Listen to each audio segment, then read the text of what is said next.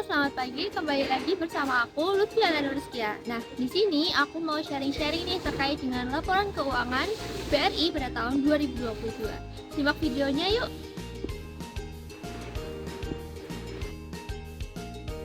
Baik, di sini saya akan menjelaskan mengenai profil Bank BRI terlebih dahulu.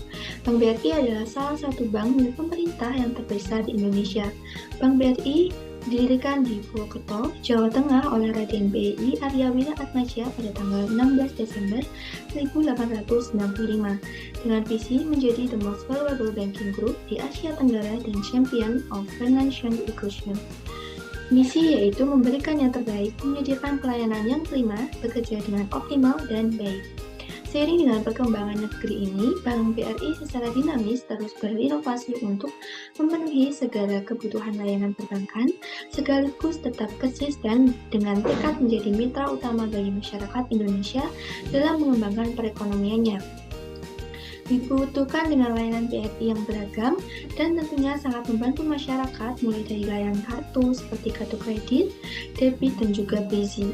Layanan untuk membantu berupa kredit seperti KKPI BRI, kredit UMKM BRI, KUPD BRI, kredit pangan BRI, kurs BRI, dan masih banyak lagi produk yang ditawarkan oleh BRI yang tentu saja bermanfaat bagi nasabahnya.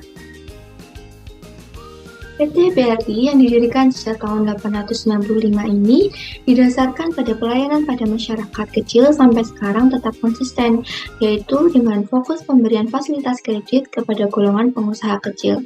Hal ini antara lain tercermin pada perkembangan penyaluran atau KUP, yaitu kredit usaha kecil, pada tahun 1994 sebesar 6,8 miliar, yang meningkat menjadi 8,1 miliar pada tahun 1995 dan pada tahun 1999.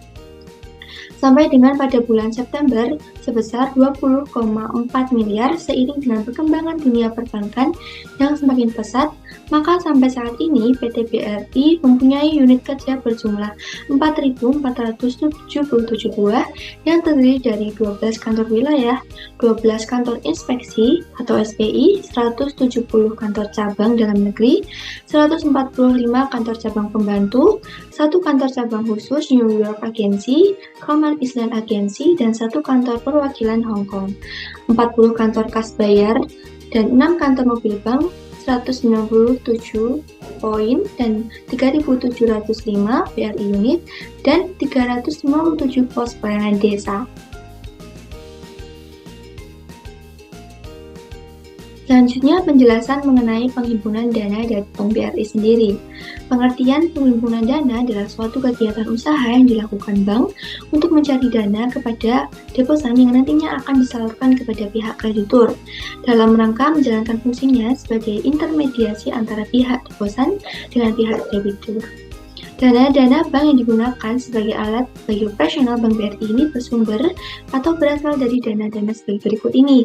Yang pertama yaitu dana pihak pertama, yaitu dana atau modal sendiri yang berasal dari pemegang saham. Lalu dana pihak kedua yaitu dana yang berupa pinjaman dari pihak luar. Lalu yang ketiga yaitu dana pihak ketiga, yaitu dana yang berasal dari simpanan dari pihak masyarakat sesuai dengan batasan masalah pada bab sebelumnya, maka hanya dana pihak ketiga saja yang akan dibahas lebih lanjut. Untuk dana bank umum pemerintah seperti BRI ini meliputi giro, simpanan berjangka, tabungan-tabungan dan pinjaman yang diterima, pinjaman jangka panjang, setoran jaminan, dan dana-dana lainnya.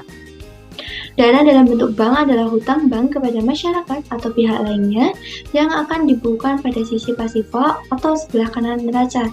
Dana masyarakat giro adalah dana yang selalu dimiliki oleh masyarakat dan berupa simpanan berjangka merupakan simpanan masyarakat yang penarikannya dapat dilakukan setelah jangka waktu yang setelah disetujui.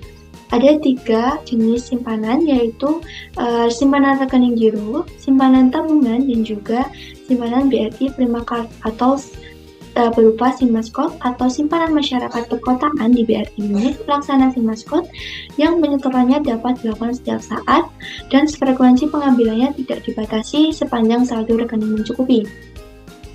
Lalu yang kedua yaitu tabungan haji simpedes atau Tabungan Simbolis BRI adalah simpanan masyarakat dalam bentuk tabungan dengan mata uang rupiah dapat dilayani di kantor cabang khusus atau KANCA atau KCP atau BRI unit yang penyetorannya dapat dibatasi baik frekuensi maupun jumlahnya sepanjang memenuhi ketentuan yang berlaku. Selanjutnya yaitu penjelasan mengenai pembiayaan yang disalurkan oleh BRI sendiri. Pertama, saya akan menjelaskan mengenai apa itu penyaluran dana. Penyaluran dana adalah menyalurkan kembali dana yang diperoleh lewat simpanan giro, tabungan, deposito ke masyarakat dalam bentuk pinjaman atau kredit. Bagi bank yang berdasarkan prinsip konvensional atau pembiayaan bagi bank yang berdasarkan prinsip syariah. CSR BRI, program kemitraan merupakan pembiayaan kepada usaha mikro dan kecil termasuk koperasi yang memenuhi kelayakan usaha tetapi belum dapat dilayani dengan skema pinjaman komersial. Program ini diharapkan dapat meningkatkan kemampuan dan produktivitas usaha mikro dan kecil untuk menjadi pengusaha yang tangguh di kemudian hari. Akuntansi penerimaan dana dan pengelolaan dana pada PT Bank BRI ini dilakukan dengan komputerisasi. Siklus keakuntansi merupakan proses-proses pencatatan, pengelompokan, perikhtisaran, dan pelaporan serta menganalisis urutan dari proses akuntansi tersebut. Urutannya terdiri dari yang pertama yaitu bukti transaksi, lalu yang kedua buku harian, lalu yang ketiga buku besar atau ledger, yang keempat yaitu neraca saldo, yang kelima adjustment, yang keenam, worksheet. Yang ketujuh, financial reporting. Penjelasan mengenai pendapatan bank. Di sini saya akan menjelaskan mengenai pendapatan bank dari Bank BRI. Sumber pendapatan Bank BRI adalah pendapatan bunga yang juga merupakan pendapatan terbesar pada perbankan dan pendapatan non-bunga atau fee-based income yang diperoleh dari penyelenggaraan kegiatan berupa pembelian jasa-jasa keuangan lainnya dan pendapatan non-operasional lainnya. Di sini dilihat dari laporan keuangan pada tahun 2022, yaitu laba Bank BRI itu pada tahun 2022 sebesar 51.408.207 dengan pendapatan terbesar yaitu dari pendapatan bunga. Sedangkan dari dana syariah sendiri itu sebesar 51,50 juta,20. Lalu totalnya dari pendapatan laba BRI ini sebesar 151.874.816. Pendapatan dan beban bunga untuk semua instrumen keuangan yang interest diakui pada laporan laba rugi dan penghasilan komprehensif lainnya konsolidasian dengan menggunakan metode suku bunga efektif. Dan suku bunga efektif ini adalah suku bunga yang secara tepat mendiskontokan estimasi pembayaran atau penerimaan kas di masa gilting selama perkiraan umur dari aset keuangan atau liabilitas keuangan untuk memperoleh nilai tercatat neto dari aset keuangan atau liabilitas keuangan. Pada saat menghitung bunga efektif BRI dan entitas anak ini mengestimasi arus kas di masa dengan mempertimbangkan seluruh pernyataan atau persyaratan kontraktual dalam instrumen keuangan tersebut, tetapi tidak mempertimbangkan kerugian kredit di masa yang akan datang. Perhitungan ini mencakup seluruh komisi, provisi, dan bentuk lain yang diterima oleh para pihak dalam kontrak yang merupakan bagian tak terpisahkan dari suku bunga efektif, biaya transaksi, dan seluruh premi atau diskon lainnya. Lalu jika aset keuangan atau kelompok aset keuangan serupa telah diturunkan nilainya sebagai akibat kerugian penurunan nilai, maka pendapatan bunga yang diperoleh setelahnya diakui berdasarkan suku bunga yang digunakan untuk mendiskontokan arus kas dalam menghitung kerugian penurunan nilai. Sedangkan pendapatan syariah terdiri dari transaksi piutang murabahah, istisna, ijarah, dan pendapatan bagi hasil dari pembiayaan musyarakah. Selanjutnya saya akan menjelaskan mengenai kinerja keuangan dan juga kesehatan dari Bank BRI sendiri.